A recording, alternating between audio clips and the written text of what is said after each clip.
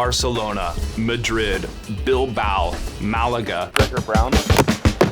We're gonna visit all those places and more in this ultimate Spain travel video. North to south, east to west, sangria to paella, Sagrada Familia to Alhambra. We're going to eat, drink, sleep, drive, and above all, explore. Buckle up, let's go. And if you want to have all of this in an easy, offline PDF guide, click the link in the description below and download it. Ready to visit Spain and ignite your wanderlust with a whirlwind of travel tips? Brace yourself, because we're gonna dive head first into this enchanting country where every step promises an unforgettable adventure. From visiting those iconic landmarks to immersing yourself in the vibrant culture, get ready to unlock the secrets of a seasoned traveler. In this video, I'll share with you insider knowledge on navigating, savoring the Spanish cuisine, and securing the best deals on accommodation. And oh yeah, some tips for learning essential Spanish phrases. Vamos! When to visit this beautiful country? Well, to be honest, any time is good.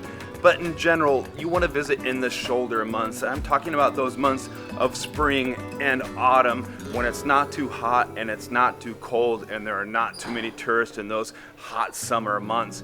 Now, I would recommend coming maybe in April or May, and perhaps the later months. I'm talking September, October.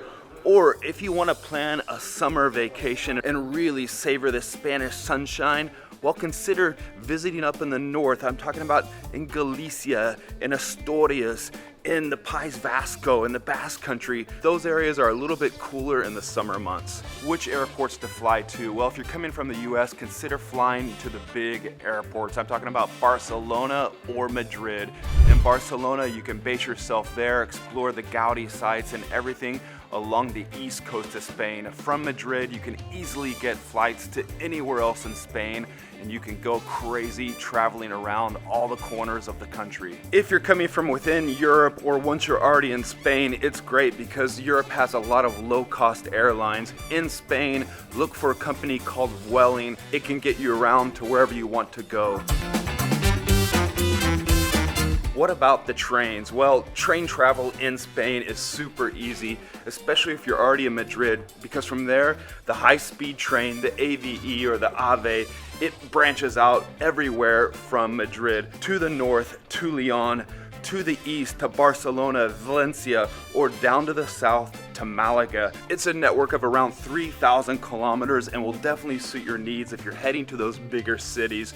If you want to have a little bit more freedom and get out and explore those pueblos, those hidden towns, well, consider renting a car. And renting and driving a car in Spain is super easy. It reminds me a lot of the American Southwest, big, wide, open roads. And unlike Spain or unlike Italy, there are not many tolls, so you don't have to pay much just for the fuel. And the road conditions, well, they're great. Nothing compared to Italy with potholes everywhere.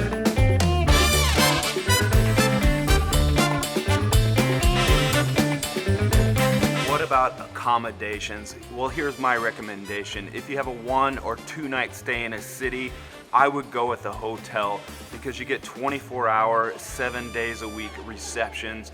You have someone there to answer all your questions, how to navigate around a city, where are the best restaurants, etc. Now, if you have longer night stays, I would consider an Airbnb. Those are cool because you can spread out your things, you get a little bit more space traditionally in Airbnbs, and you get to see what it's like to live in some of these cool old apartments that are around the city center.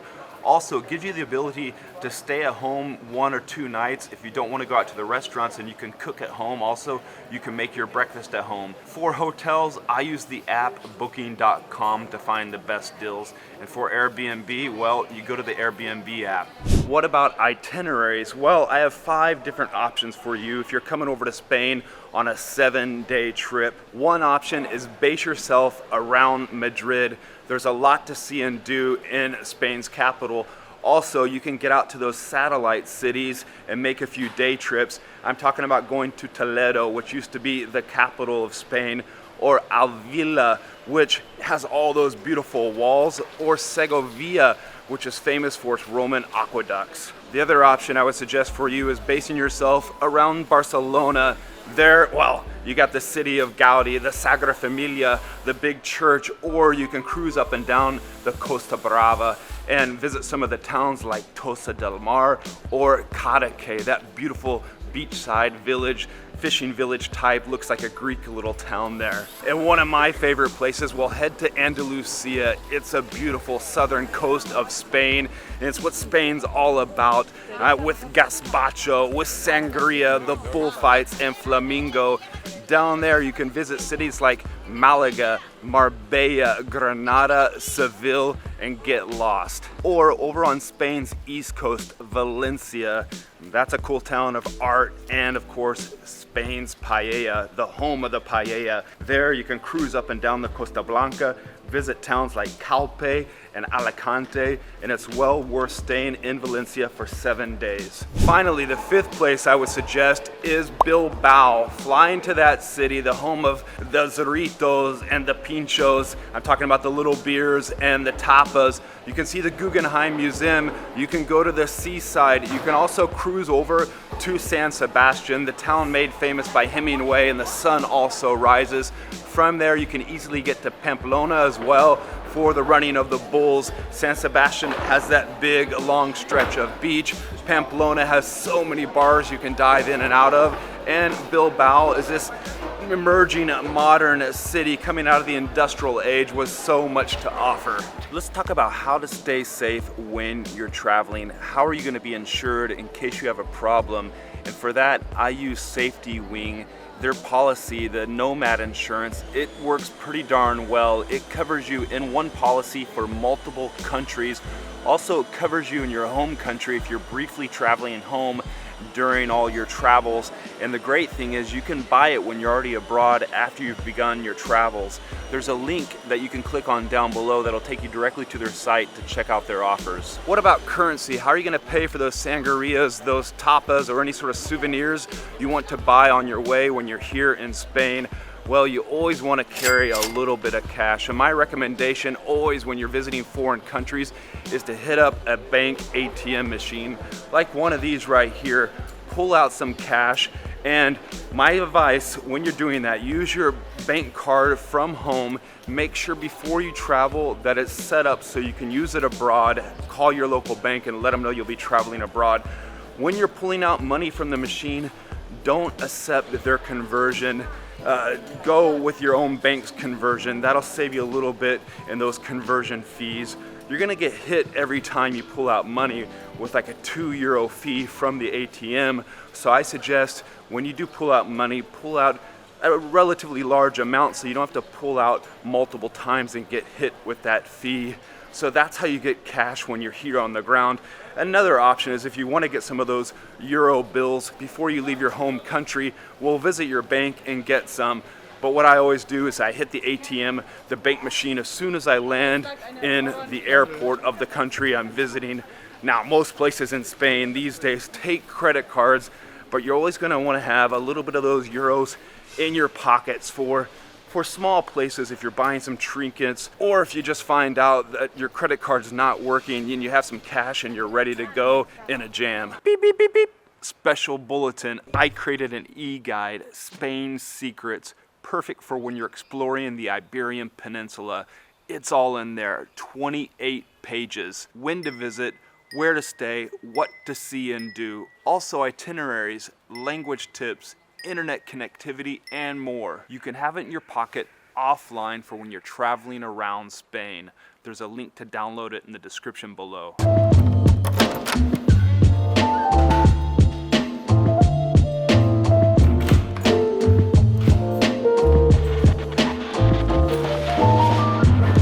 My advice on packing is bring a small bag. I see so many foreigners, tourists in Europe, lugging around big bags through the ancient city centers. You have to consider in Europe, we don't have those big wide sidewalks that you'd have in other countries like the United States. Also, many times you'll be arriving to the city center at the train station And then it doesn't make sense to take a taxi to your hotel because it's only 500, 400 meters away. But those 500, 400 meters, that means you're pulling all your luggage and you have your backpack on through the city streets.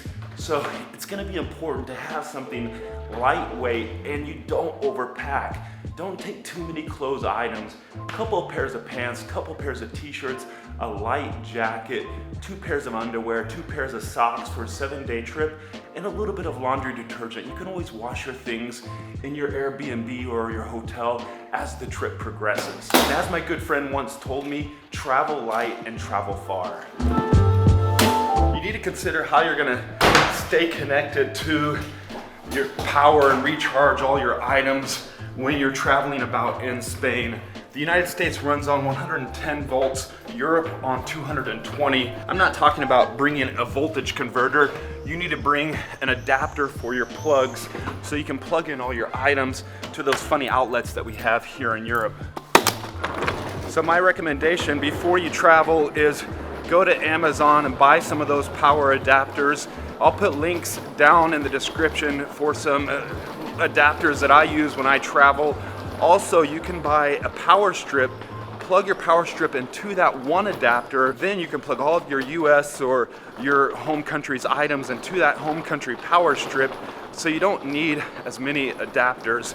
Another suggestion is always carry a battery pack to recharge your smartphone and other portable devices when you're out and about sightseeing, because when you're traveling, you're using your smartphone so much more for Google directions, for taking photos, for capturing those memories. And again, I put a link to a battery pack I would recommend as well as adapters down in the description below so you can check those out and be ready for your trip. Let's talk food for a minute. Get ready to have a feast when you get here in Spain, from morning, breakfast, lunch, and all the way till dinner. And adjust your hours because it's a little bit slower lifestyle here and people eat later hours.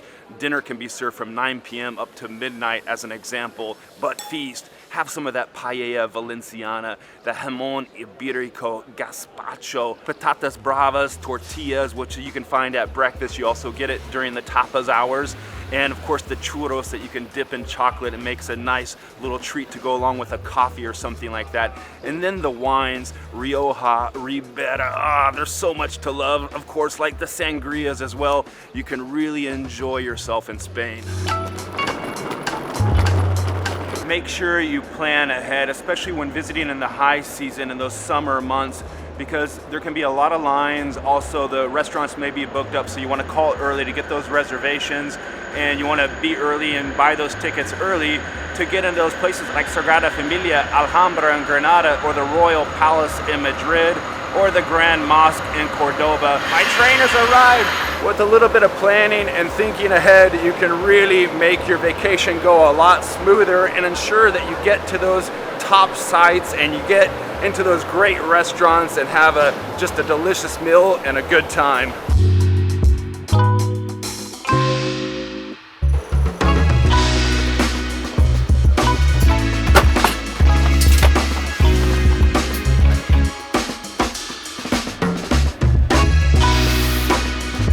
About how you're going to be connected, the essential when you're in Europe. You need to make sure you have internet on your telephone. So to do that before you leave your home country, well, check your roaming plan, because many of the providers in the United States, for example, offer roaming abroad at a pretty inexpensive rate, so you can get a whole bunch of data, if not unlimited data, with your roaming plan. Now, if that's not an option, another option for you is when you get to Europe, buy a SIM card. Now, make sure your phone has a free SIM card slot, or you're gonna have to pull out your home SIM card and put in your new SIM card.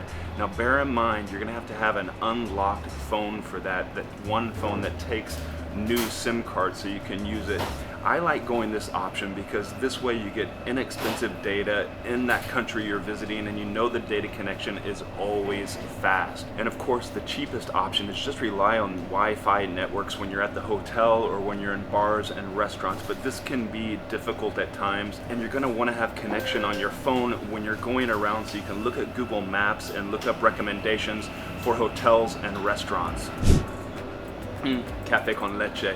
And of course, another option is to buy a little Wi-Fi device that you can put a local SIM card in, and it emits a Wi-Fi signal. That way you and your friends and family can all connect to that one Wi-Fi device. I'll put an Amazon link down in the description for one that I recommend, so you can buy that before you start your vacation. Before you arrive in Spain, in the airport, it's important that you know a little bit of Spanish, some Spanish phrases like hola, hello, ¿cómo estás? How are you? Bien, gracias. I'm good, thank you. ¿Cómo te llamas? What's your name? Me llamo Gregor. My name is Gregor. Encantado. Nice to meet you. Por favor. Please. Gracias. Thank you very much. And adios. Good morning and buenos dias from Bilbao. This city may not be the first city that you think about when planning a trip to Spain. Up in the northeast corner in the fiercely independent Basque Country, one often thinks of the coastal town of San Sebastian that Ernest Hemingway wrote about and loved. But Bilbao, nestled between the green, lush mountains with sneaky peaks of the Bay of Biscay emerging from its industrial port past, may be worth your visit. In this video today, we're gonna hit up all those top spots that I think you should see in a one-day trip here to this town, including the Guggenheim Museum, which could be Bilbao's most overrated tourist spot. It's a lot to take in, so let's get going.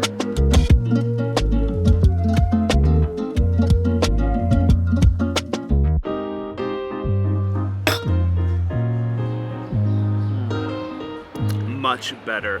Now, Plaza Nueva is one of the main hubs of social life, center of activities in the old town of Casco Viejo. This is where you can come, start your day, people watch anywhere in Spain, find the main square, find a table that's setting in the sun, get a café con leche, and watch the world go by. So start your day off here. But not only watch the world go by, stroll among this fascinating colonnade here that surrounds the entire square in this neoclassical style. This place is home to many alternating shops and bars. A lot of the bars are closed now, but all the coffee shops are open as the people are starting their morning, and Spaniards will mill about. It's a Saturday, so their children are out playing football and enjoying the day. Later on at night, many of these places here are excellent places to come and get a cerveza, get your drink on, and get some of the tapas here in the Basque Country known as pinchos, and we'll get to that later on today. The Basque Country is a particular place. Up here you'll hear more of Euskara spoken than you will of Catalan, what we know as the Spanish language. Euskara, well, that's the Basque language. And the flag flying, you'll often see more of the Icorina, that red, white, and green flag, than you will of the Spanish flag. Bilbao has a population of around 400,000 people. It's the largest city in the Basque Country. However, it's not the capital city. That goes to Victoria. It has a long history as a fishing port, a fishing village, and it was in the 19th century it became an industrialized city, and it went through this big industrialization period because it found iron up in the mountains, and it became a big producer, second only to Barcelona.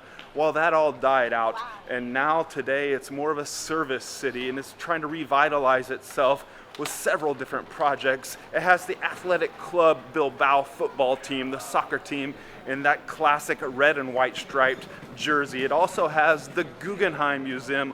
All of these projects are part of the revitalization of Bilbao, and right up here we got our next little site I want to take you to.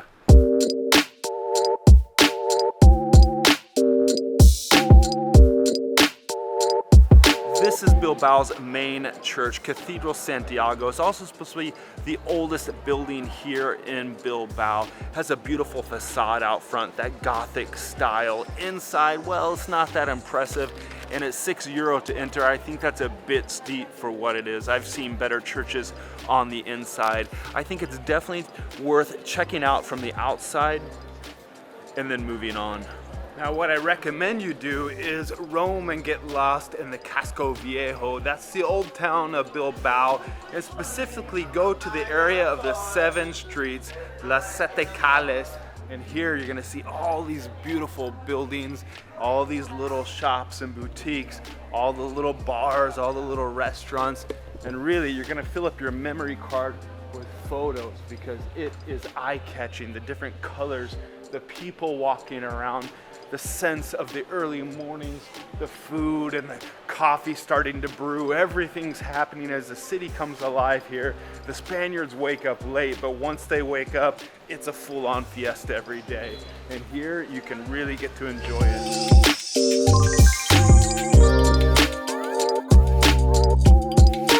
Now, I need a quick coffee. It's time for a coffee break. Much needed break. Grazie. Adios. All right, after a few hours spent here in the old town of Bilbao, and it's definitely worth 4 to 5 hours of your time. In the morning, I would recommend exploring these little streets, but after some time here now, I want to take you to one of the big ticket items here in Bilbao.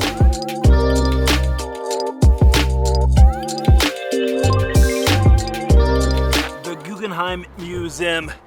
This place is incredibly important, not only for Bilbao, but also for the entire Basque country. No visit to Bilbao would be complete without seeing it. It helped transform the city into a thriving modern metropolis. In fact, locals refer to it as the Guggenheim effect. When it was built in 1997, it's the sister museum to the famous one in New York City. It was part of other urban renewal revitalization projects. Afterwards, the city saw a surge in new hotels, restaurants, and tourism. And now it sees more and more visitors to the city, and it helped put Bilbao on the map.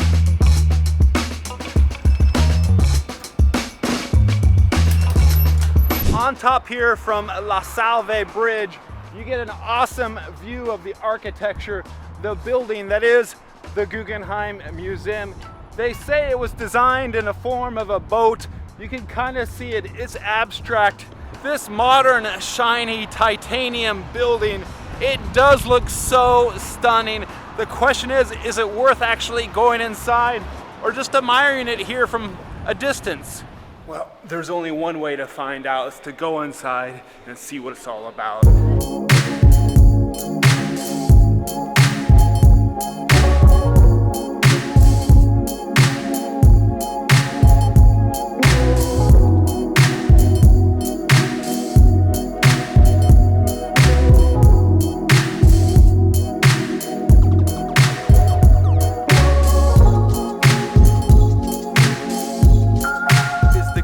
Museum, just an overrated tourist site. Some locals say it detracts from the true soul of Bilbao. Well, maybe it brings new tourists to the city who would not otherwise come to Bilbao, and then from there they can determine themselves what is in fact the true soul, the true heart of this city. A little love, a little like would be much appreciated if you're enjoying these videos. Hit that thumbs up down below. Also, while you're down there, hit the subscribe button. Subscribe if you haven't already. Become part of the community so you don't miss out on any of the videos.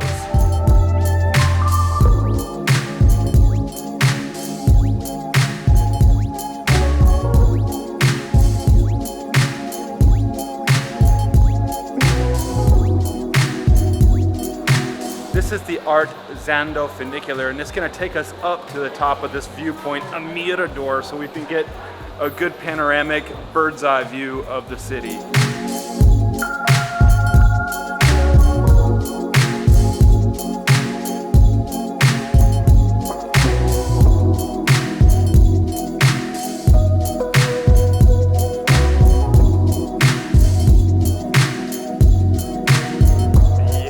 In fact, here it is.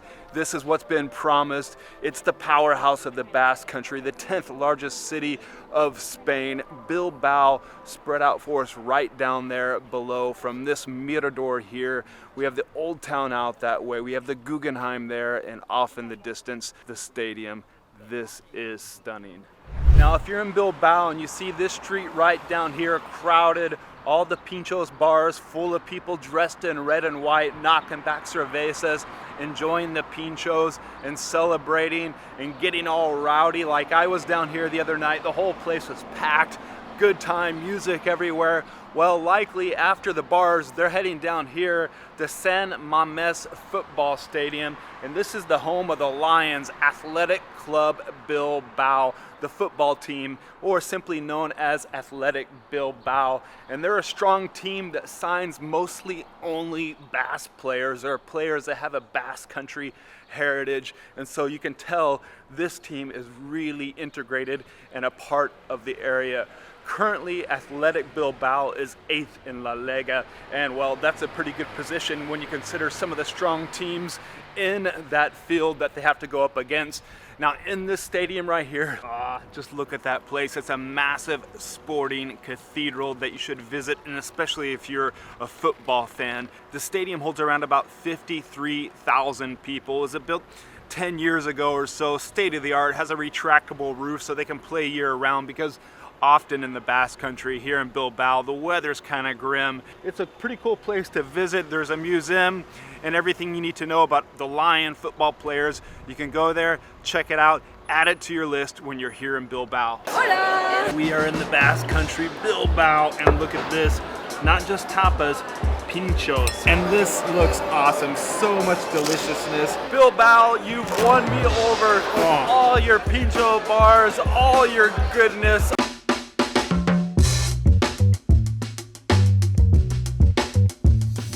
Lovers, brace yourself, because we're in the Basque Country, in the biggest city of Bilbao. We're gonna feast on some tapas, and well, that's what the Basques call pinchos. In this video, we're gonna cruise the old town, Casco Viejo, and I'm gonna take you to my top 5 pinchos bars. And along the way, there'll probably be some zorritos consumed. If you don't know what those are, stick around, you'll find out. Now let's go, vamos. One of the first places I'm gonna take you to is one of the classics, opened in 1911, Cafe Bar Bilbao. Here we are here, let's go get some food. Gracias. Here we are, the first 2 of the night. This was egg with tomato right there, and look at this right there, anchovy, Roquefort cheese on a little slice of Jamón ibérico. Knock it back with a little zorrito. Now this one here, we got the egg on top with that bed of tomatoes. This right here is a great combination. Now, why do I like Cafe Bar Bilbao? Well, it's because it's simple, it's classic. It's got that marble bar with the brass handrail around it. The pinchos, yeah, they're good as well. I would put this place on your list of 5 when you're roaming around the city of Bilbao looking for some pinchos. Now, I should explain, we're in Plaza Nueva, and it's one of the central hubs of the old town. Here you can find all sorts of bars and places for pinchos along the colonnade. You just roam around and find your favorite one. What is a pincho? Well, it started off as some finger food to have with the beer, and then the Basque, well, they fine-tuned it and they made it into this haute cuisine, this dining style that's particular to the Basque Country. And so you come to a bar and they have everything on top of a little slice of bread, and it's not just every bar has the same thing. Different bars have different offerings, and that's why you want to pick and choose the pincho bars wisely depending on what you're into. And here's the next joint, Zuga. Let's get in there and get some pinchos. This place I recommend because the chef really prepares some wild creations that you're not going to see in many other places.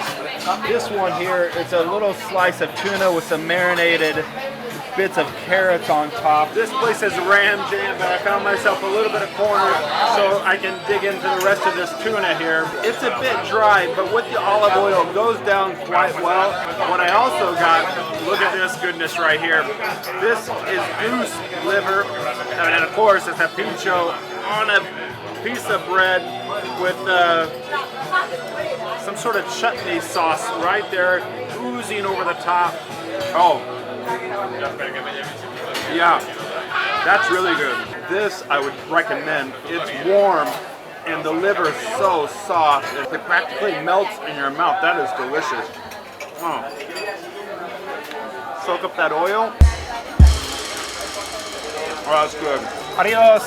Dugo, you can't really go wrong there just because the variety and diversity of their selections. They had one there with foie gras, they had another one there with grilled goat cheese with some balsamic vinegar drizzled on top from Modena. The guys know what they're doing. Oh boy, it's raining, but that's not gonna deter us from our Pinchos tour here in Bilbao. This is crazy. Who says it rains in Spain? Yeah, it's right down this way. Let's get it on. This is it right here. Let's see if we can get in.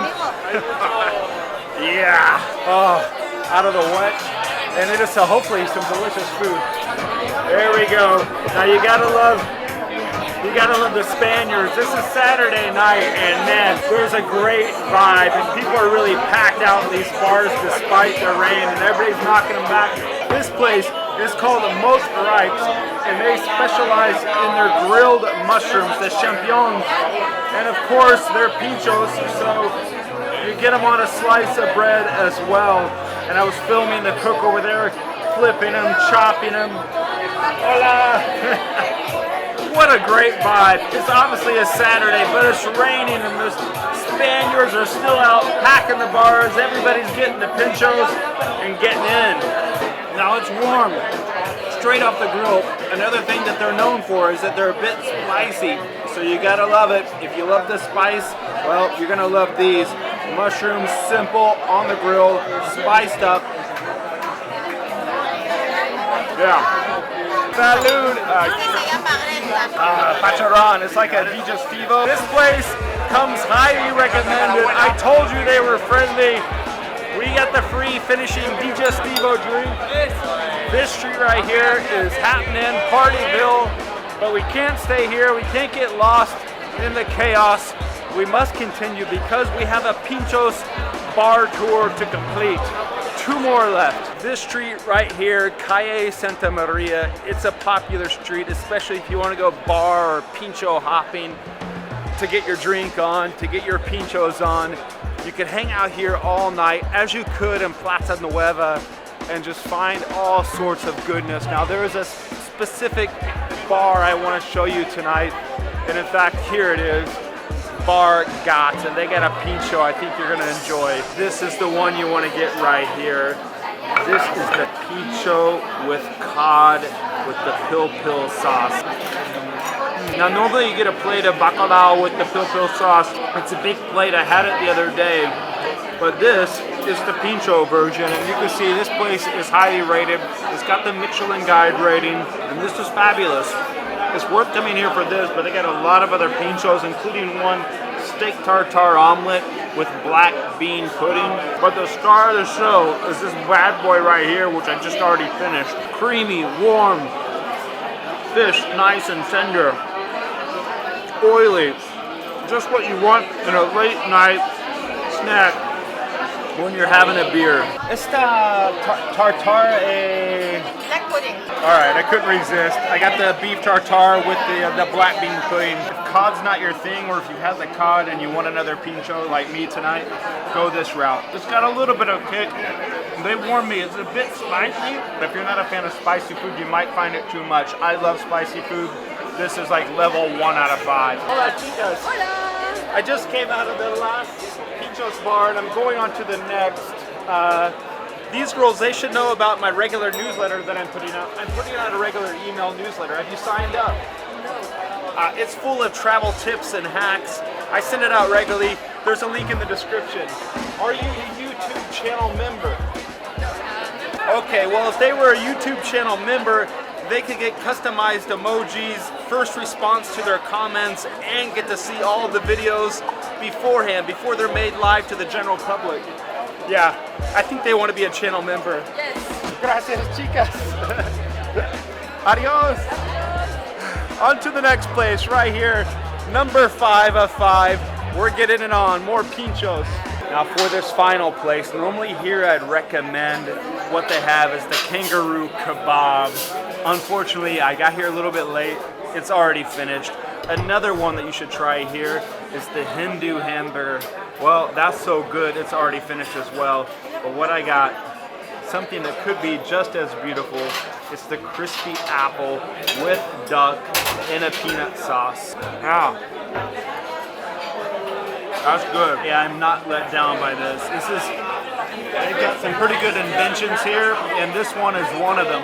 What I think this shows you is when you go into a place, you got something in mind, keep an open mind. If you see something else there, try it. Even if it seems a little bit kind of out of your safety zone, give it a go. Okay, I went down the row of the remaining pinchos, and look at this.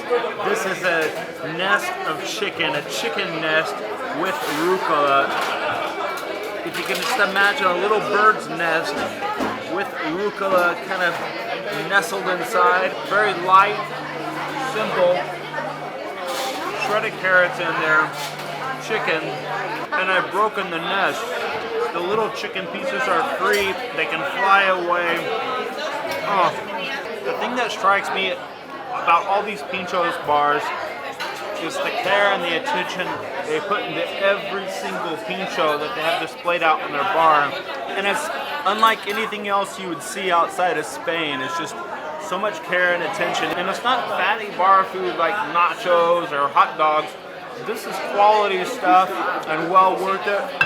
And Bilbao does it right. Adios! There we go. Adios. Gracias. Oh, wow. What another great pinchos bar. Bilbao, you've won me over with all your pincho bars, all your goodness, all the care and attention you put to that little delicate finger food that you lay out on the bar for all of us drunkards to absorb the alcohol and eat our way through the evening as we knock back beer after beer, Zorrito after Zorrito. It's a true delight to feast like this when you're in a little town like Bilbao. You gotta get your photo on this for Instagram. Come and sit here and ponder your trip to Barcelona.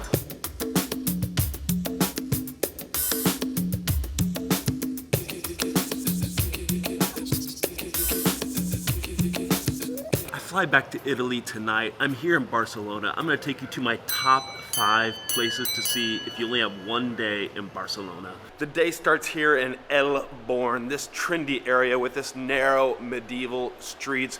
I stayed here last night, met up with Patrick, and what is it about Barcelona? Every time I'm here, every time I'm in Spain, it makes me want to drink. You can wander around here, lose hours, and if you're an Instagrammer or if you like taking photos, well, this is the place. There's so many beautiful angles, shops to take photos of, but that's not why I'm here. Coffee?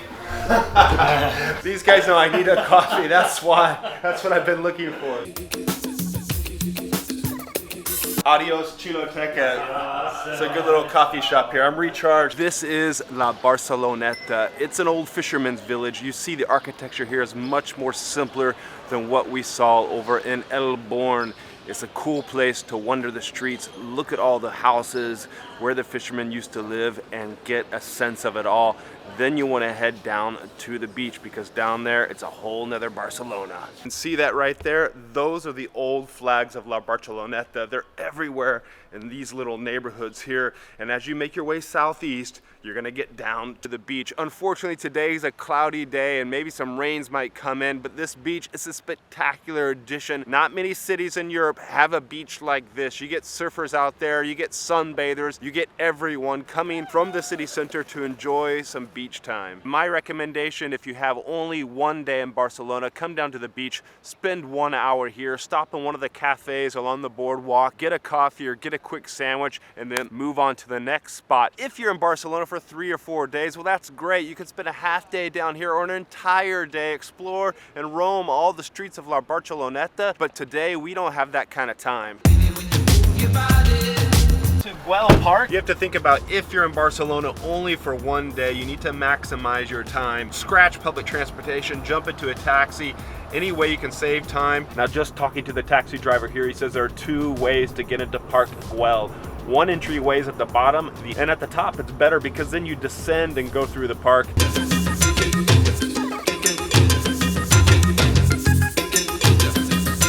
This is number 2 on my list. Now it costs you €10 to get in here, but you can stay inside this park all day. and see the place that Gaudi designed. How he designed it, it meant to be a residential area, but in the end it never became, and now it's this beautiful park inside of Barcelona. Now this should be the crown jewel of your Barcelona visit. Plan at least 2 hours here in the Gaudi Park because it has these spectacular views, tiled benches, tiled staircases. It looks like it's something out of a Dr. Seuss book, whimsical, just crazy. There are all these little secret paths to explore. You really see how you can get lost in here for 4-5 hours, the whole day if you wanted to. If you're here for a one-day trip, what I recommend is spending a good 3 hours in this place. Now this may be one of the main reasons you want to come to this park. One of the most iconic things about this park is this bench. Not just one bench, not just two benches, but this long, curvy, wavy, mosaic tiled bench. Gotta get your photo on this for Instagram. Come and sit here and ponder your trip to Barcelona. It is a proper madhouse in here, so my advice is get to this park early if you want to get the most out of it.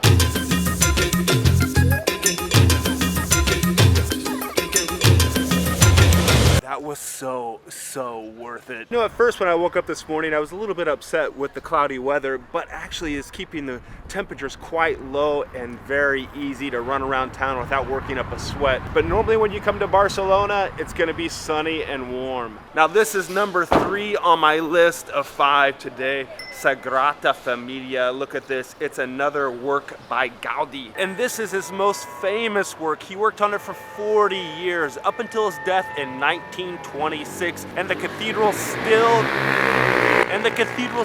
not finished over 100 years later. Well, Barcelona, they hope to have it completed by 2026. 100 years after his death, the bells are still ringing. It's beautiful inside, this Gothic style with the twist. I advise you to go in there, have a look around. Because we're in a hurry here today, only one day in Barcelona, I'm not going in. I mean, look at this place. You should get in line to also see the inside because the inside's also worth it. If you don't spend too much time up at the park, spend a little bit more time down here because this is Gaudi's crown piece. I prefer the park, but you're gonna love this cathedral as well. I think he's high on drugs, but he's high on design. Okay, this is not on the list today, but this is a bonus for you. This is Casa Batlló, and this is one of Gaudi's many apartments here in Barcelona that he designed, and it's his most famous one. Now you need to get in there and go up to the roof. No, there's not a rooftop bar, but it's a beautiful roof design with all these beautiful tiled mosaic chimneys and the dragon type tail shapes that you see up there on the roof. This place is well worth the visit. I've been inside before, you should go inside, but it's a bonus stop today. We have many other things to see, so we're gonna admire it here from the outside. Okay, that's good. Now time to get going again. Vamos. Mercado de la Boqueria. Eso. Mercado de la Boqueria. Mercado. My Spanish is improving every minute.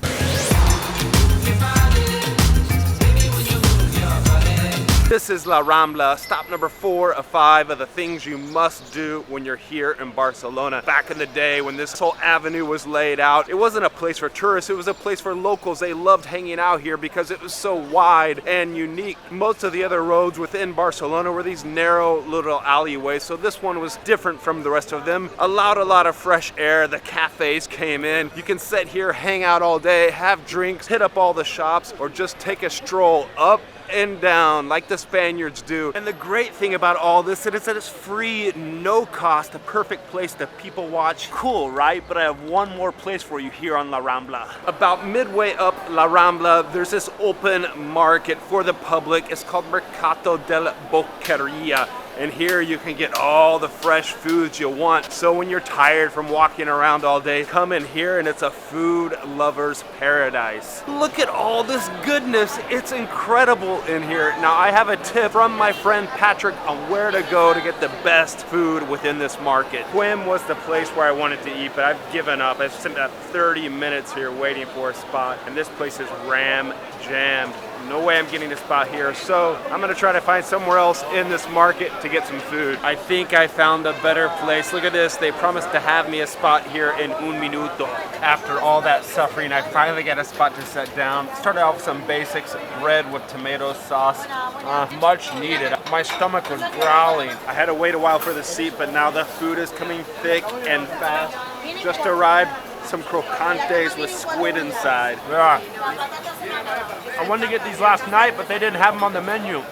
They're gonna turn your teeth black. Here we go, grilled squid. This looks amazing. The best thing about this place is you see them prepare all the food here. Everybody's squeezed in here, getting into the food. Stick with me, I got one more place I'm gonna take you to after I finish the food here. If you're liking these videos, make sure to give it a thumbs up and let me know down in the comments, have you ever been to Barcelona? What's been your best Barcelona experience? Or if you wanna come here, when are your plans to get to Barcelona? I love open markets like this. You get all the sights and sounds, all the smells, all the aromas from the food. This is a slice of Barcelona. Oh no, the rain could be coming.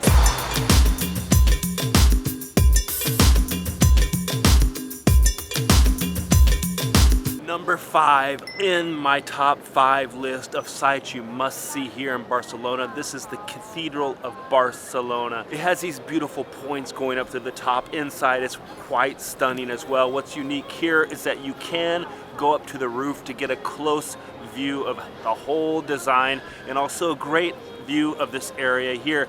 What this represents for me is the El Born, the Gothic area.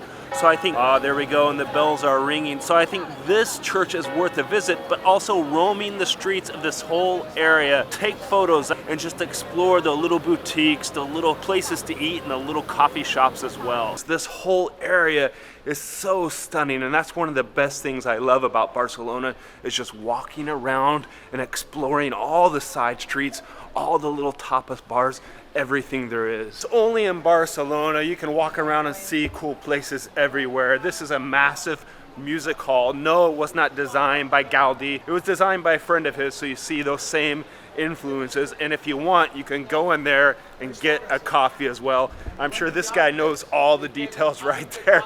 All right, I have another destination on the way. This is what I had in mind, a flat white with Colombian beans, oat milk. I did a little Google search to find this place and it was well worth it. I'll drop the link down in the description. You know she's dedicated to her craft when she's got that tattoo. She's the brew chick. Thank you, Rebecca. Mike? Yes. Give me a like and subscribe. Absolutely. You just subscribed. Yes. Adios. Gracias. This place is good. Adios. Leaving the hotel. At the airport, in the airport lounge. This is one of the most visited monuments in Spain, one of the best preserved in the world. This is Muslim architecture built in Europe.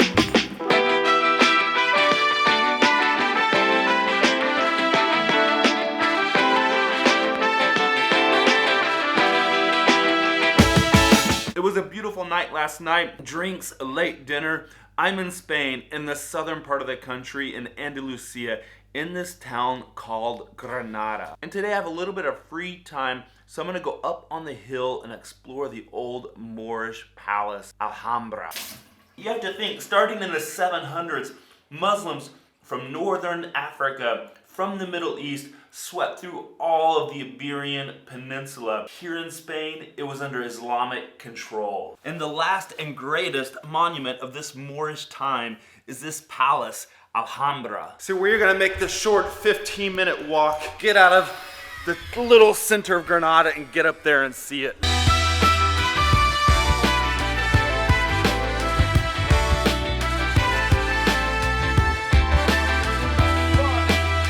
So the complex itself is massive and there are plenty of free spaces. You can roam, gardens, fountains, a lot of shaded areas, which is important down here in the south of Spain. The main entrance where you can get our tickets where we're heading, waiting in the line now to buy tickets. Now there's some bad news. Because we got here late and we didn't reserve early, we can't get into the three main Madrid palaces, but we're still gonna tour all the grounds. We have a private tour guide. It just goes to show you, I always say this, go early, book in advance so you can avoid all the lines, but I never listen to my own advice.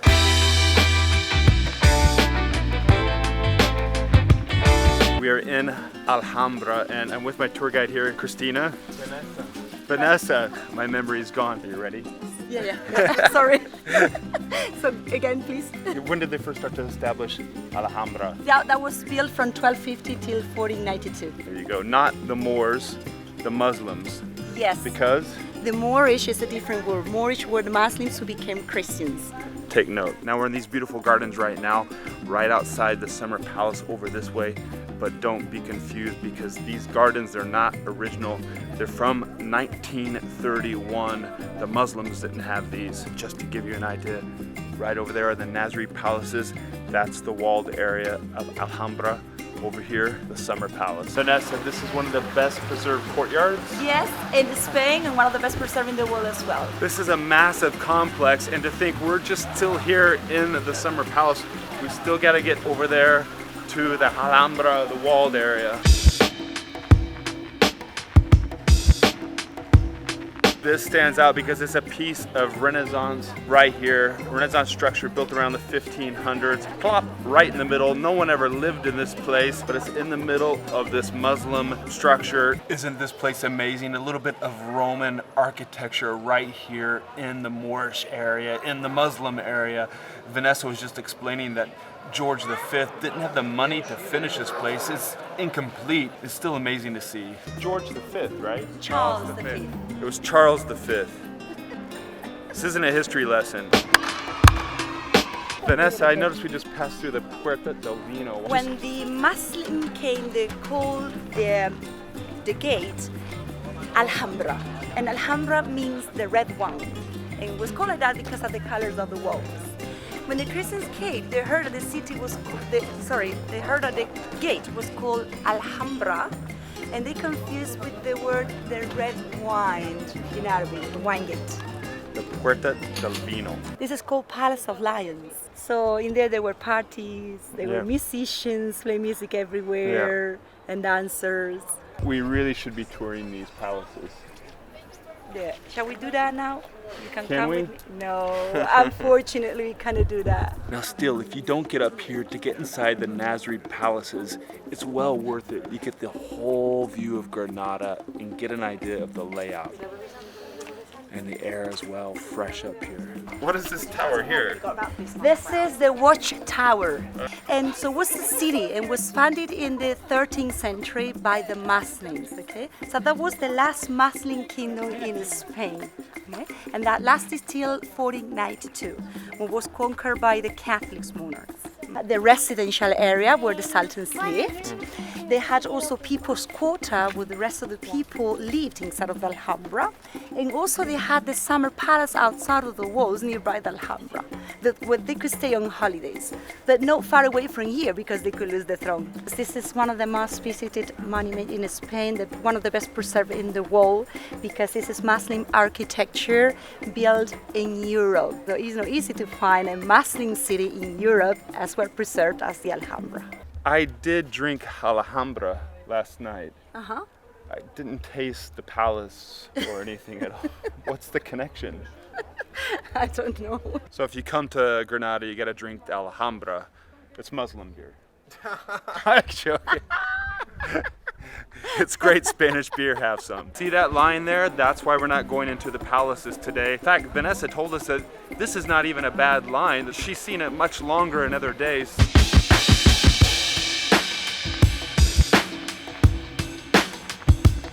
Found this great coffee shop right here, just below the Alhambra. My advice, if you're in Andalusia, get yourself to Granada and see this fortress area up there, the ancient city, and get a tour guide as well. Having Vanessa really sped up our path through there, and we got to see so much in just 2 hours time. If you want to get inside and see those different palaces, well, book tickets in advance. It's not the beach in Malaga, but it's something different to do.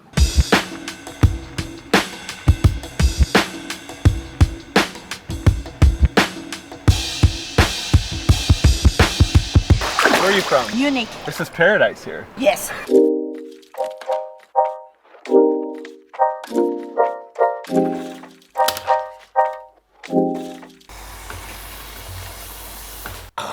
Good morning.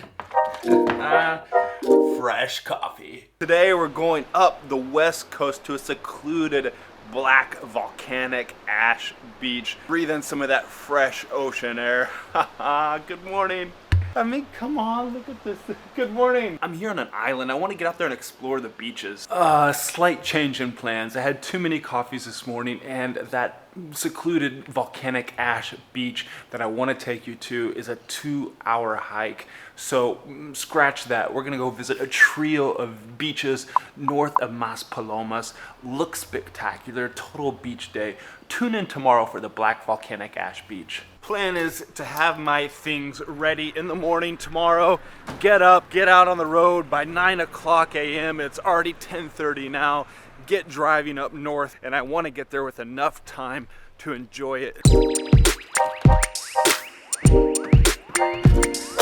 The first stop today, Playa de Amadores. Now, that is a little beach, just a 20-minute drive from where I'm staying here in Playa del Inglés, which should be great. It will be the first of 3 beaches I'm gonna hit today. Side view mirror stuck in. The great thing about being on an island like this is getting in your car, zipping around to the different beaches, and that's why when you come to the Canary Islands, you want to rent a car. Sure, there's public transportation, and in a town like this, buses and taxis are going everywhere, but with a car, you have a lot more freedom also to get to those more secluded beaches.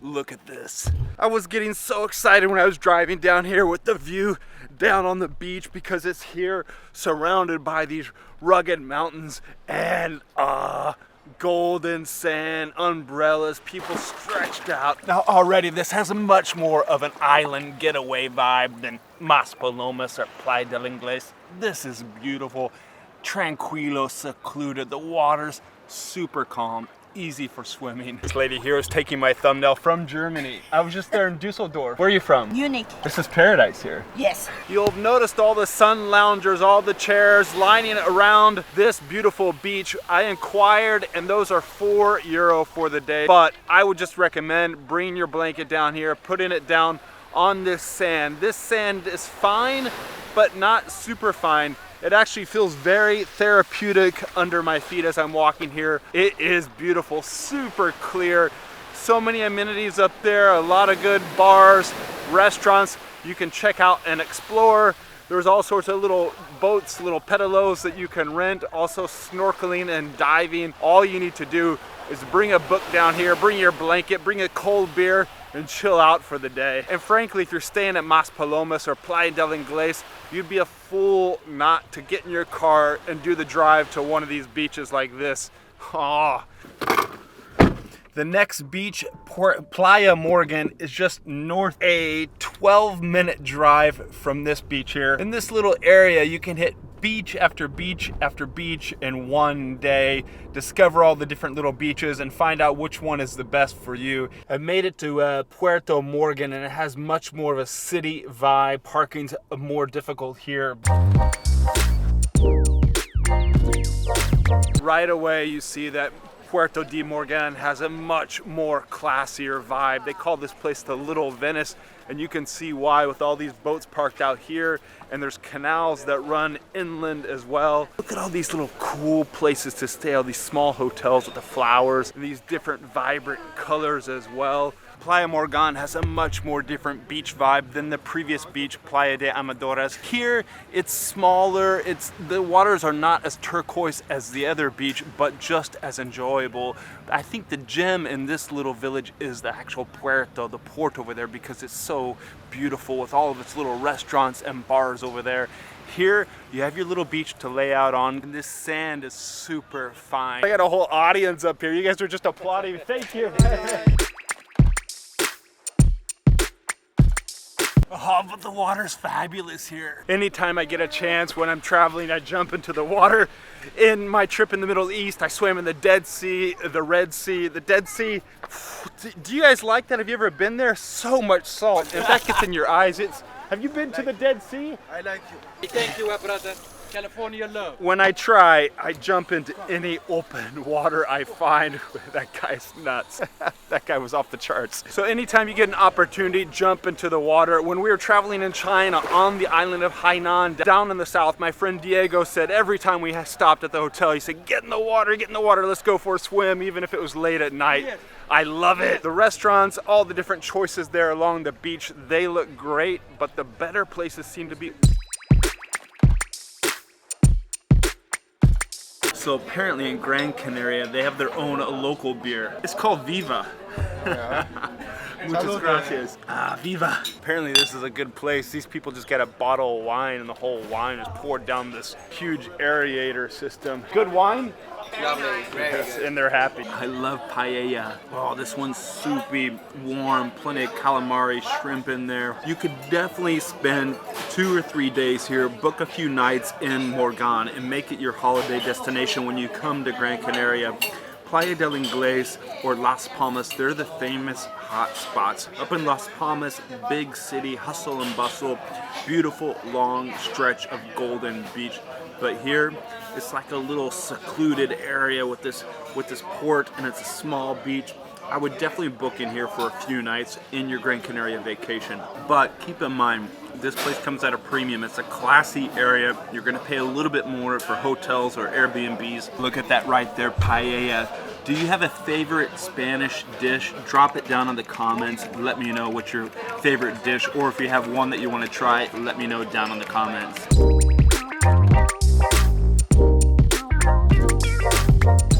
This is the third beach and by far the most difficult one to get to, Anfi del Mar. You see, you have to park way up here on top and then make the walk down. Parking is limited down there, and this is kind of a well-populated area with many resorts. From the parking is actually a quick little walk, and then you're down here to a little slice of paradise. Look at that. Yep, calm water's completely easy to swim in. It's got a nice salty flavor to it. You're floating around out there perfectly. Super calm. In fact, you see the children out there playing. This sand was all brought in, man-made, and it has a super intimate feel here because it's so small and it's flanked by the rocks there, so that creates this calm, relaxing environment. You see, the beach is packed even on a Monday. This is a popular spot despite the difficulties in parking up top.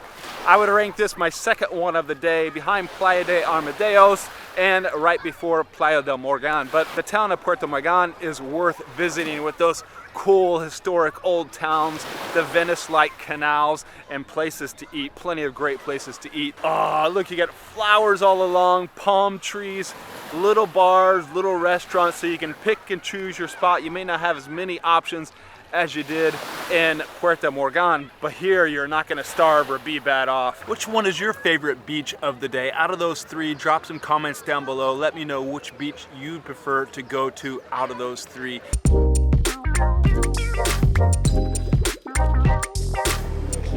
I was just told it's the perfect opportunity to come to Spain. It's a beautiful place. Why visit Girona, this little town of just over 100,000 people?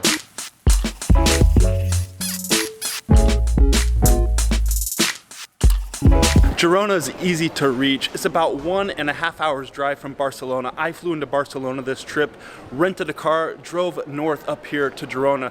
The other option is there's a new high-speed train that takes you from Barcelona to Girona in about 30 minutes time.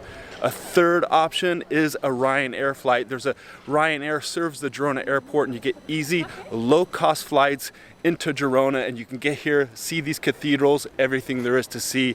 Easy to reach. Girona's beautiful. It's Spain how it should be, with its medieval old town, its colorful buildings surrounding the old quarter, its landscape gardens, its watchtowers, and its views. Just spend the day strolling through town, going back and forth across the Onar River with its pedestrian bridges. And now there's one bridge there designed by Gustav Eiffel. You'll know that name because he designed the Eiffel Tower in Paris. He also designed another bridge in Hanoi in Vietnam. I visited that bridge one time, another famous bridge architecture designed by Eiffel, and also one here in Girona. Get away from Barcelona and the coast to explore some Catalonian goodness.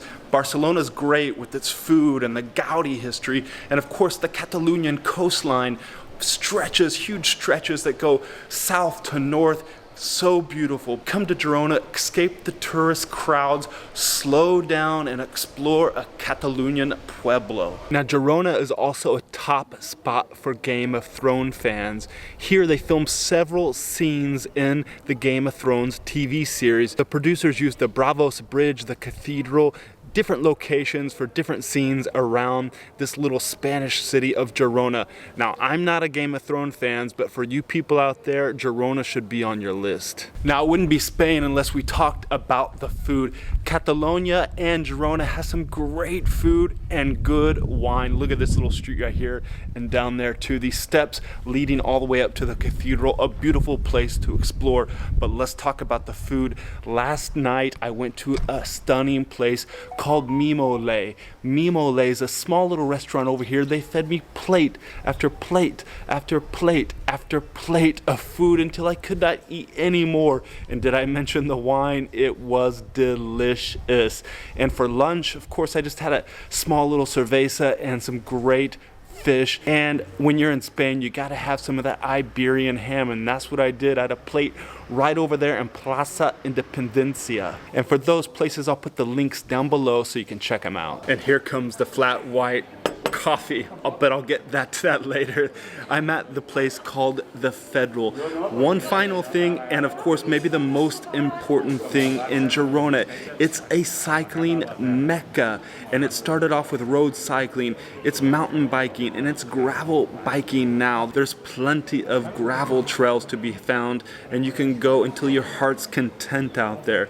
Now of course there are famous climbs out here for road cycling. I've never seen another town like this in Southern Europe that is so cycling oriented. Really loving it out here. Yesterday I was going around, I was surprised because there are so many bike shops here.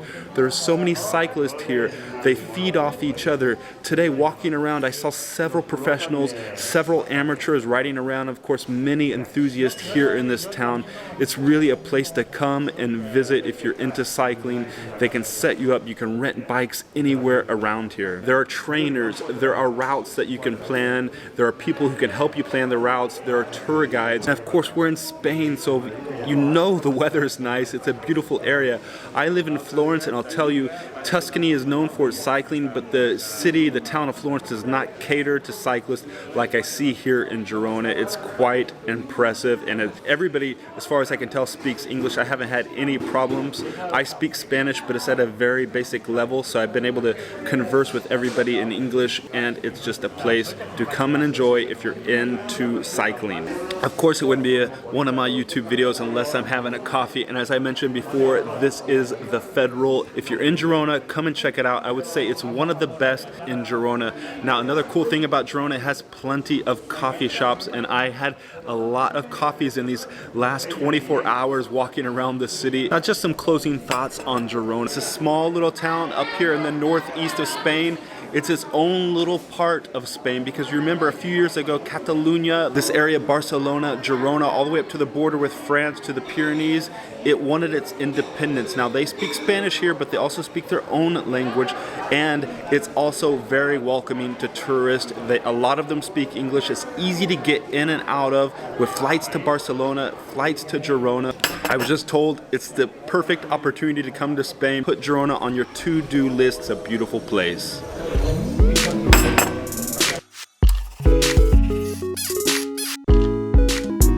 This beach stretches for kilometers, and it's a place that you can easily get to when you're staying here in Alicante. And this is El Barrio Santa Cruz, A massive panorama view from these cannons over here. You're gonna be able to see down to the beach. That's where we began the day. This is Alicante, amazing sun-soaked location here on the Costa Blanca on Spain's eastern coast. It has its coffee shops, its beaches, and the castle that towers above the city. I'm gonna take you to all those places and stick around because at the end of the video, I'm gonna talk about the logistics of getting in and out of Alicante and what I'm paying for a hotel here in the center. Check it out, this is the Posteguet beach and it's right here in the central part of the city. There's also the San Juan beach. This beach is at the foot of the Santa Barbara Castello. Later on we're gonna go up there. It's January, but the sun is still shining and it's a good temperature here. In fact, there are beach goers out there having a picnic and having a few cups of coffee on the beach early this morning. This beach stretches for kilometers and it's a place that you can easily get to when you're staying here in Alicante. But the whole Alicante province has beaches that stretch up and down the coast, turquoise waters and a whole bunch of hidden coves. So if you have a car, you can get out there and explore those other beaches here in the province. Look at the sand, smooth and soft and just what you want when you're out here chilling out on the beach. I've been here in the summertime and this place is packed. Oh, I can just imagine around sunset coming down here with a bottle of wine or beer and just taking the day all in and relaxing. I've seen better beach vibes, but hey, this is pretty good. Quality 10 out of 10. This is nice, smooth, fine sand that you want to relax on for hours. It's kept clean and palm trees are lining the entire place. Now let's get up to that castle.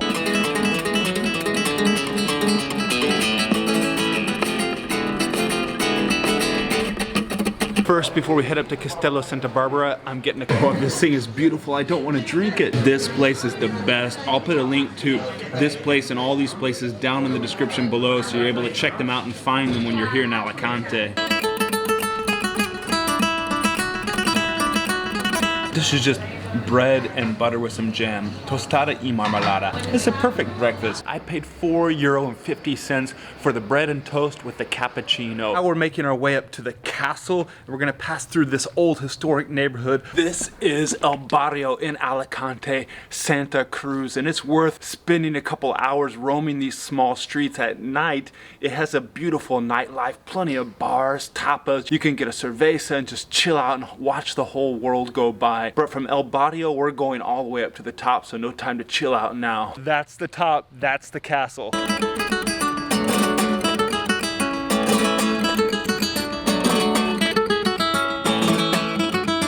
We're finally here at the top. Check it out. A massive panorama view from these cannons over here. You're gonna be able to see down to the beach. That's where we began the day. And over there you get the blue domed Cathedral of St. Nicholas. To the north you get Benidorm, and to the south, off in the distance, you see Murcia. Look at this couple in love here. They hiked all the way up to the top.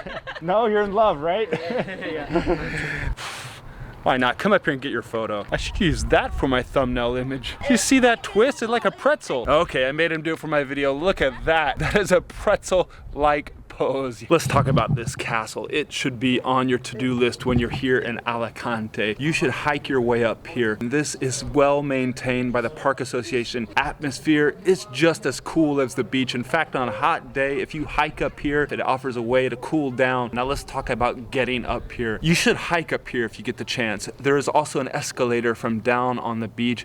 You can take that up. It's a bit easier for sure. Another option, you really shouldn't do it, is you can drive up here, I believe. I saw some parking spaces over there, but my advice, hike up here. Keep in mind, this is a tough hike up here, so make sure you're physically up for it. And over here, a coffee stop, so if you need some refreshments, you can get some refreshments up here. Another option is there's a lunch spot up here too. There it is right there. Look at that beautiful location. Awesome panoramic too. Get some lunch there if you want, but I'm gonna hike and find a little place back down in town. How many of you have ever been to this part of Spain, or how many of you have ever been to Spain, or are you planning a trip to Spain? Drop some comments down below. Stick with me because once we get down there and I get some lunch in my belly, I'm gonna go over all the details for getting in and out of Alicante and how much my hotel here in the center costs and all the other details you need to know if you want to travel to this paradise on the Costa Blanca.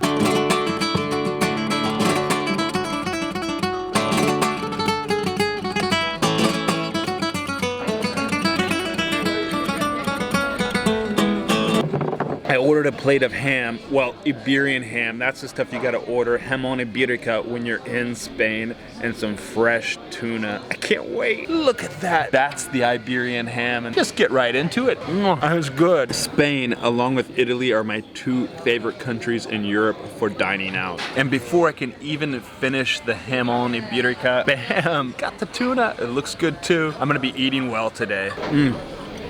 Thing I love about tuna, grilled, it's fresh, it's simple. Great location, people are coming by, perfect for people watching. Maybe could be a little bit fancier, but still great spot.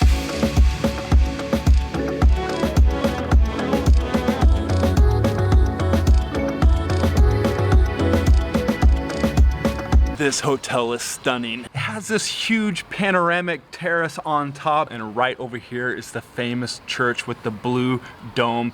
This is the Boutique Alicante Hotel. The price around 100 a night, and they upgraded me to a massive suite with windows on both sides of these two streets, and my favorite coffee shop just right down below. The room is pretty special, plenty of place to work and plenty of place to unwind when you get tired of hiking around or spending your time down at the beach. It's a centralized location, just a 5 minutes walk to the beach, and all around here you have all these tapas bars, restaurants, everything you want. I just heard something unbelievable. This gentleman right here said he doesn't even have YouTube. You gotta get YouTube.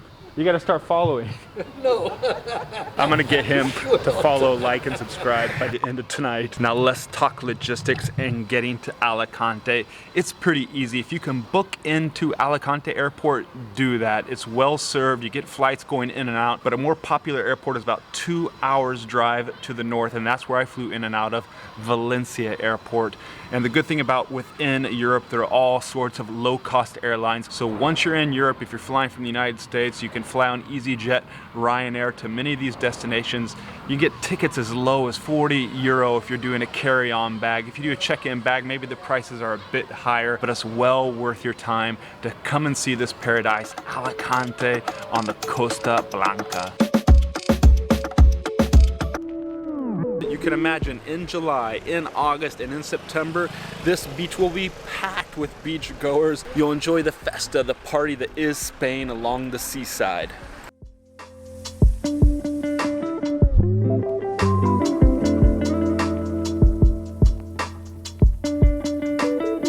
Okay, if you want a quick trip to the seaside, this could be it. I just arrived at Tossa de Mar. It's a little seaside village, just about 30 minutes drive from Verona. My mission is to grab a quick lunch before heading to the Barcelona airport. My wish came true. I found a restaurant right here by the seaside. How about that?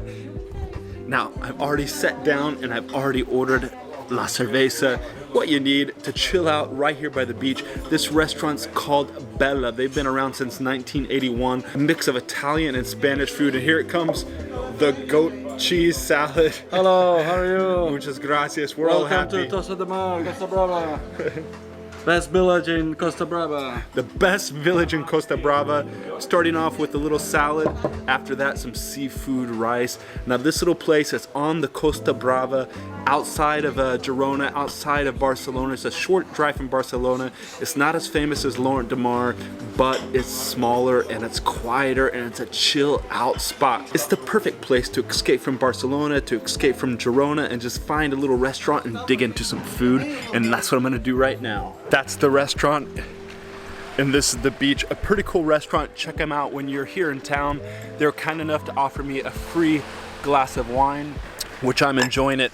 A few things you need to know about Tossa. It has 3 main beaches. This one is the big one right in front of the little town, and it has the boats there on the beach and plenty of spots to put out your towel and take in some sun and go for a dip. There's also another little beach over that way, another little beach over that way. So 3 main beaches. And of course you'll notice the big former castle over there on the mountain. Now that used to be a castle, a walled castle back in the days. It then became a windmill, and now it's a lighthouse that's still operational. This town thrives on tourism. It has a pretty significant fishing industry. And in fact, you can see some of the fishers out there pulling in some of the local fish that normally serve these restaurants here, lined out on the coastline and also some inland. There's a little old town there. You can wander around and check everything out. Now, the people at the restaurant tell me that May is normally a slow time, that it's a perfect time to come and visit the beach. The weather's not too hot yet, but you can imagine in July, in August, and in September, this beach will be packed with beach goers. You'll enjoy the festa, the party that is Spain along the seaside.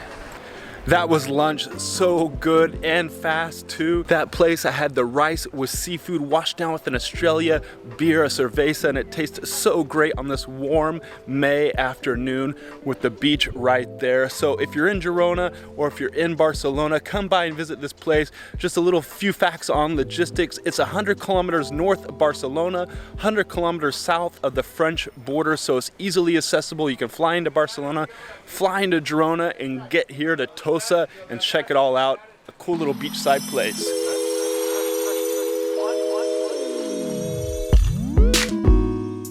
They can do anything they want because you're in their country now. We're in Andorra.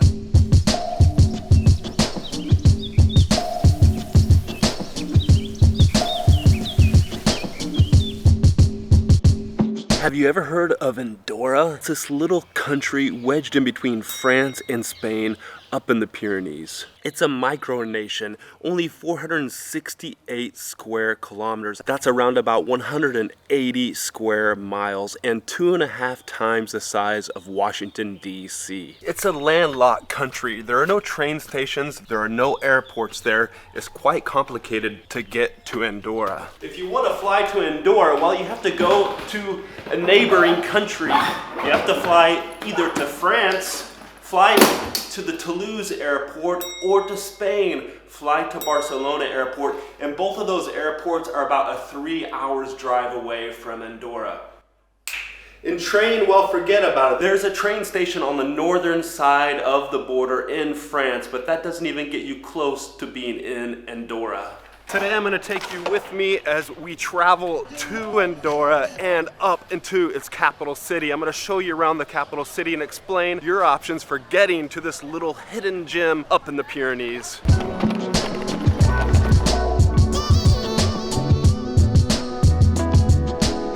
Today I'm flying from here in Florence to ciao, grazie. Today I'm flying from here in Florence to Barcelona, and from there I'm going to try to make my way up to Andorra. I'm going to take you with me on the whole journey and explain everything you need to know. We're at the end of May, and you can definitely tell the hustle and bustle of the summertime travel is back on. Make sure you're planning out everything you need to know for your vacation, because this summer it's going to be insane. How are you? Yeah, it's crazy. Thank you very much.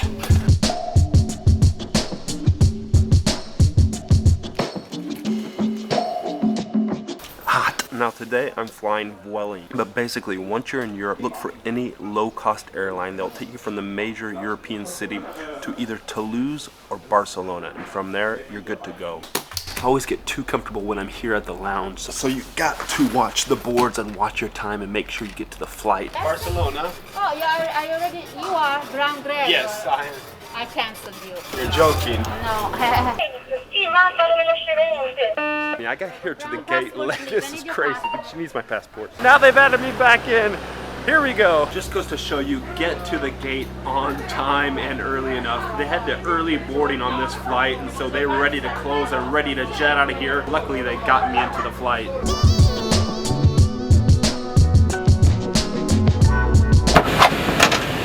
Now, there are only 5 countries in the world without airports, and all 5 of those are located in Europe. And Andorra is the largest of those countries without an airport. It has 85,000 people, but no airport. It does have a couple of heliports, places where helicopters can land.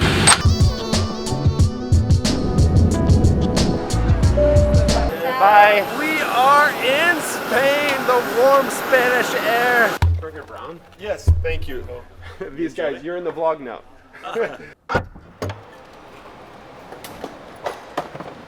Really, I'm not paid or anything by Sixt. I just like them. I like renting cars from them. Okay, I have to get going because I have a 200-kilometer drive, about a 3-hour drive to get to Andorra la Vella, and that's the capital of Andorra. Basically, it's pretty simple. You follow the roads north out of Barcelona and head straight for the mountains.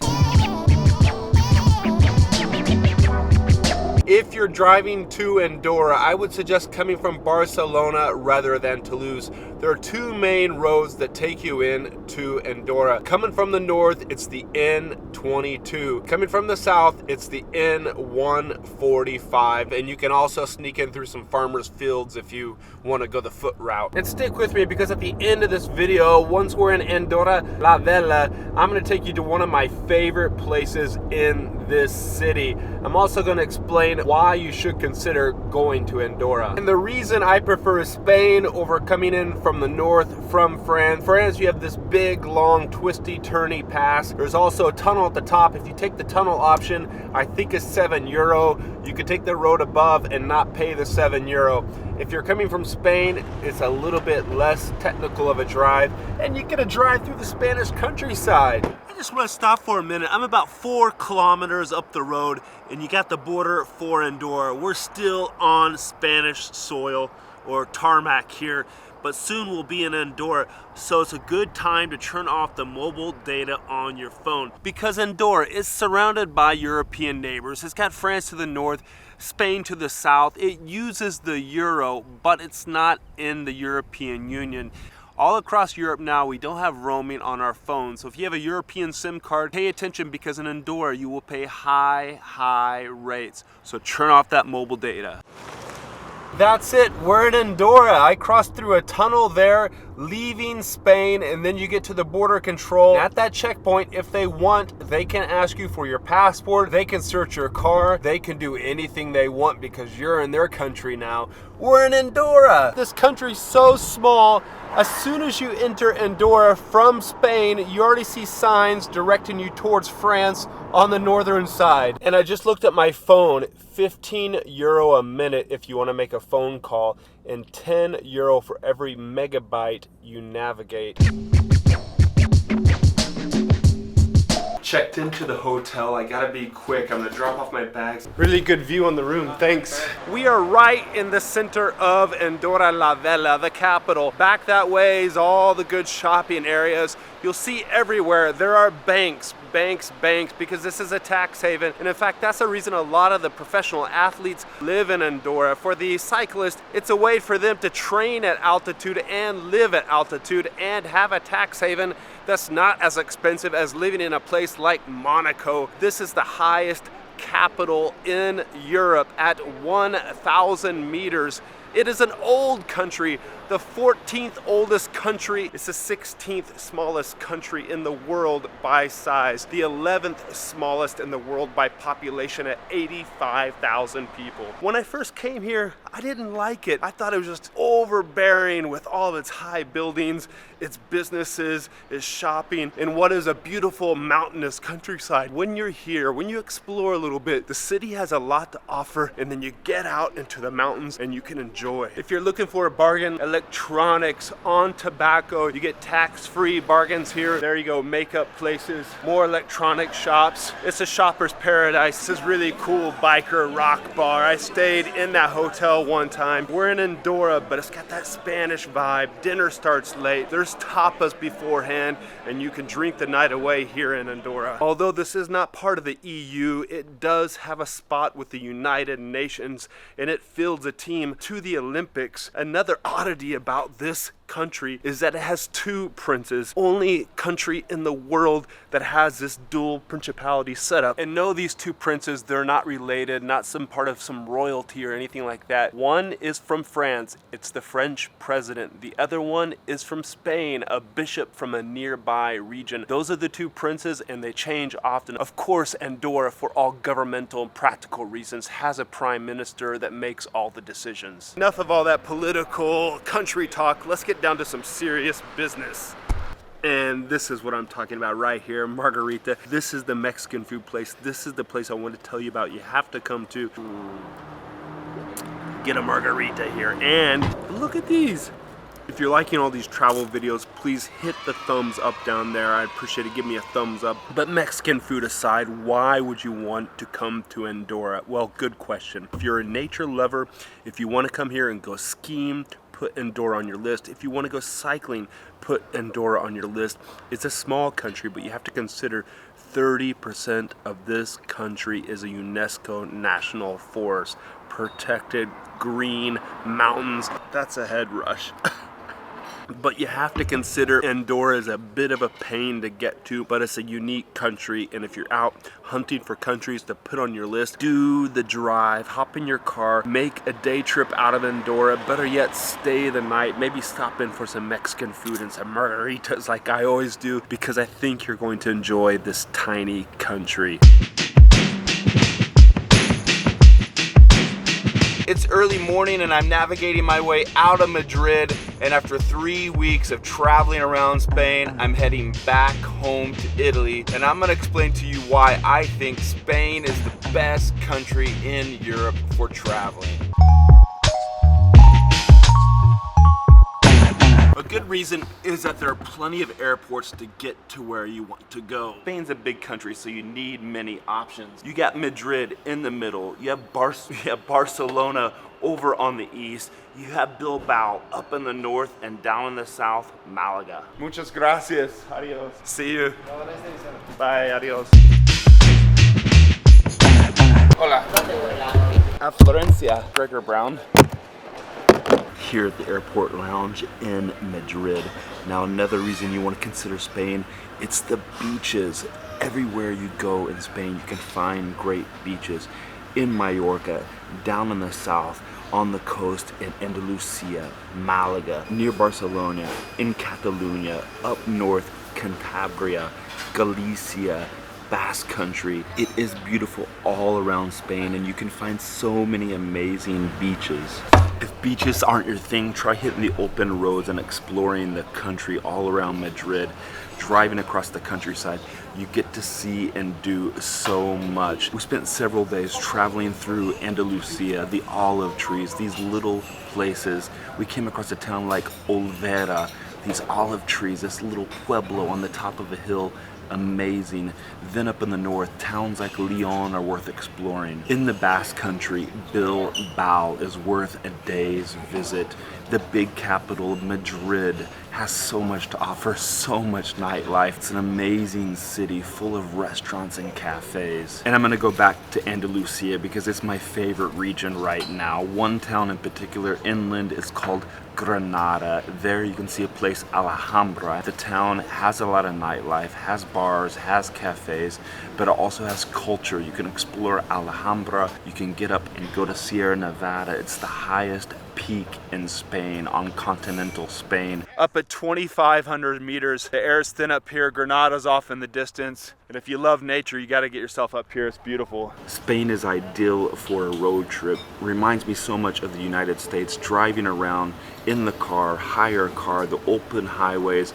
Many of the highways you don't have to pay a toll at all, and that's different compared to Italy and compared to France, where you're paying a lot to drive on the highways. And another town in Andalusia, Seville, it's got its bullfighting arena, it's got its big fountains. I went out for an early morning run, really enjoyed that town. I wanted to stay there. Up to the north in Echamundo, I think I'm pronouncing that region right, Merida. It's this town, you wouldn't know it, small place on the map, but it has all these great Roman ruins, and they say out of Spain it's the best place to find Roman ruins. A massive temple there, an ancient Roman bridge. If you're out west of Madrid, definitely check out that little town. And it's not just these cities and pueblos. Go inland from any of those, look for the high road, get up into the mountains, because there's so many beautiful mountains and ridges to explore. Drive your car up there, park, hike around. Spain, the high mountains are marvelous.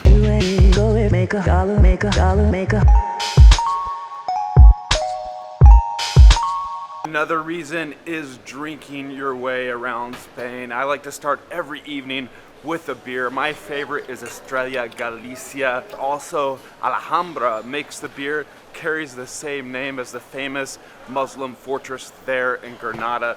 So many good beers to have along with tapas. And then for dinner, get into the wines. Get the Rioja, drink a glass of that, or try the Riberas. Many different wines to choose from, many different styles for everybody's palate. Oh, traveling around Spain, drinking your way around Spain. There's nothing better. Spain is one of the best countries in Europe for it.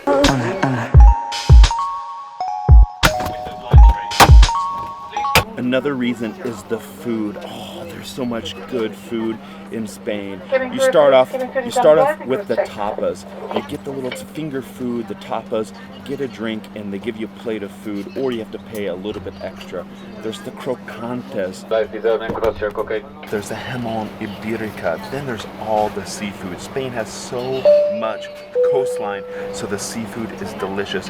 One of my favorites is the pulpo a la grilla. Definitely go to Spain with an appetite, with an empty stomach, and be prepared to eat and drink your way around the country. Maybe only Italy has better food, but Spain is right there with it, and the people, the hospitality. Hola! They want to make sure they serve you great food. Welcome on board.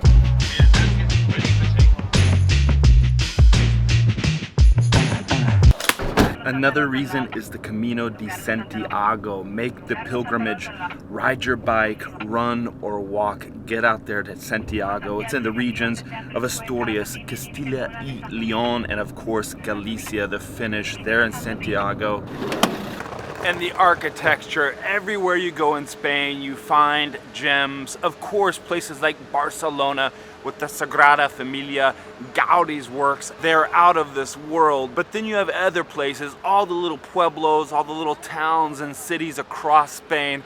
You can find the churches, the museums, the old fortresses like Alhambra in Granada. It is just definitely worth getting out there, exploring every little city you find, because there are some architectural gems.